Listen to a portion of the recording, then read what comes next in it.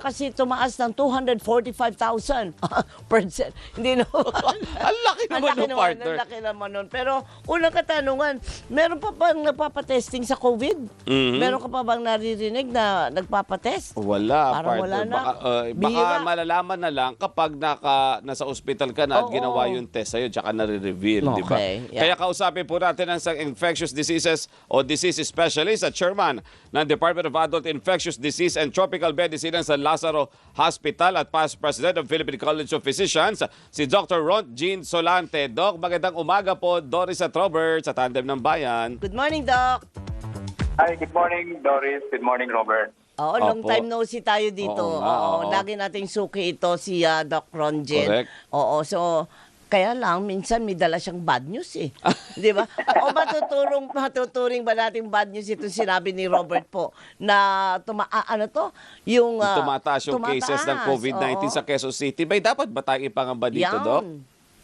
Well, ganito yan, no? Unang-una, hindi na tayo ma-surprise kung may mga COVID cases pa rin tayo, no? Because even after the pandemic, meron naman talagang mangilan-ngilan ng mga kaso, no? But this is not something to worry because most of the COVID now, yung variants na ngayon, are not causing severe infection. So most of the time, parang influenza na lang to, no? Yung upper respiratory tract manifestations, and then after 2 to 3 days or 4 days, nawawala na rin, no?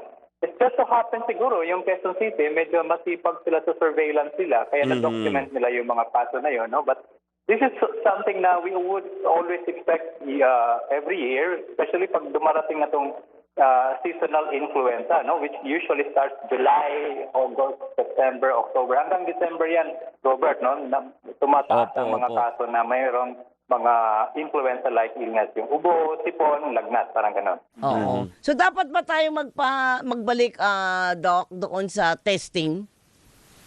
Ay, hindi na natin ginagawa yan, Doris. No, ang ginagawa natin ngayon, yung mga napunta lang sa mga hospital, halimbawa, merong nag-present ng respiratory tract, like nahirapang huminga, ubo. Oo. No? Sinasama na natin yan sa testing ang COVID, kagaya ng ibang viral infection, para lang matukoy natin kung anong klaseng mikrobyo ang meron yung isang pasyente. But in the community, pag mayroong mga ganong kaso, mild or moderate, hindi na natin tinitest yan regularly. So, ibig kong sabihin, hindi na tayo ganon ka, yung testing capability natin, yung manner, the way we test, hindi ganon ka dalas kumpara nung pandemic time. Oo, Alright. oo. So, ibig sabihin, Dr. Ron Jing, kahit tumataas ito, kasi posible nga na talaga mapagbantay Kaya yung nga. QCLGU, pero hindi naman natin pwedeng sabihin may outbreak.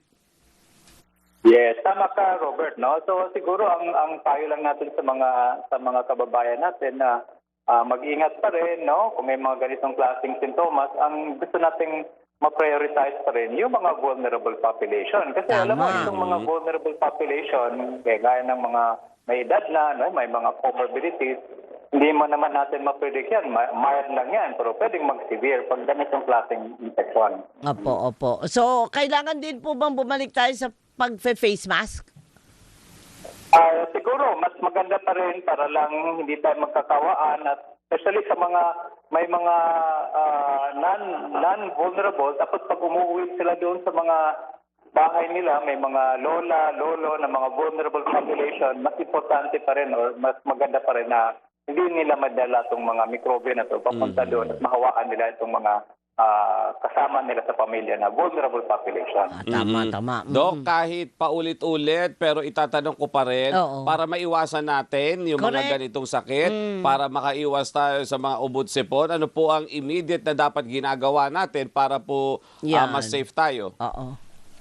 Okay, unang-una talaga, no, malakas yung immune system natin, no, tamang tulog, yung nutrition natin. Pag may mga comorbidities tayo, dapat regular ang pag-inom, no, ng mga gamot sa mga maintenance medication. Pangalawa, pahinga, at saka kung meron mong mga sintomas, pupunta ka sa mga crowded areas, mag-face mask. Hindi naman bawal mag-face mask. Naranasan na natin yan sa mga iba't ibang outbreak, influenza or even COVID. Importante pa rin ang face mask, mas meron kang protection. Ayan, importante na susundin po natin yung sinasabi ni Doc. Lalo't ako, paparating ang ulan. Ayan na nga. Diba? Mahirap oo. na partner. Kumbaga, upper respiratory disease season. Tama ba? Oo. Iwas, Dahil iwas. palamig ng palamig, andyan na yung mga tag-ulan, ang mga bagyo season. Kaya, kaakibat na di ba? Kawing-kawing na po yan. Di po ba, Doc? Yes, so umpisa na yan, Doris, no, Robert? July, Ayan. August, September, kabit-kabit na yung mga buwan na yan.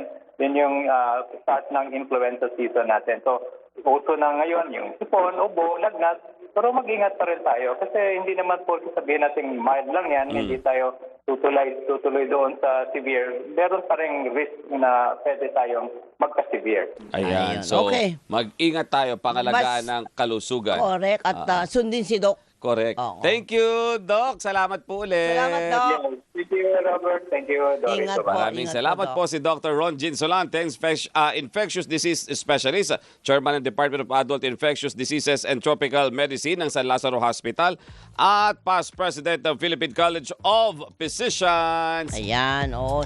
Yung mga katropa ko na mga seniors na, mag-ingat po. Partner, ang dami kong nakilala, nakasama doon sa dialysis namin. Mga nag-uubusin po ng mga lolo't lola Yun ang mahirap. Ingat ha. Oo. Stay healthy. Huwag Correct. muna po kayong masyado mamasyal. Oo, wag na po tayo masyadong rumampa. Lola naman, oh. Pagaling po ha, stay Pagaling, healthy. At oo. syempre sa oras natin na 8:56 partner, batiin ko lang ha. Go. Nang magandang umaga si Miss Leia Imbon. Miss Leia, magandang umaga po. Yan ha, pinsan pala ito ni ating Sheila Tubalinal. Magandang umaga po sa inyo ha. At Hello. maraming salamat partner. Batiin ko lang ito. Baka ako'y iban sa Senado kapag hindi ko binati. Aba, Diyos ko Aba, po. nakamonitor sa atin ang buong public relations and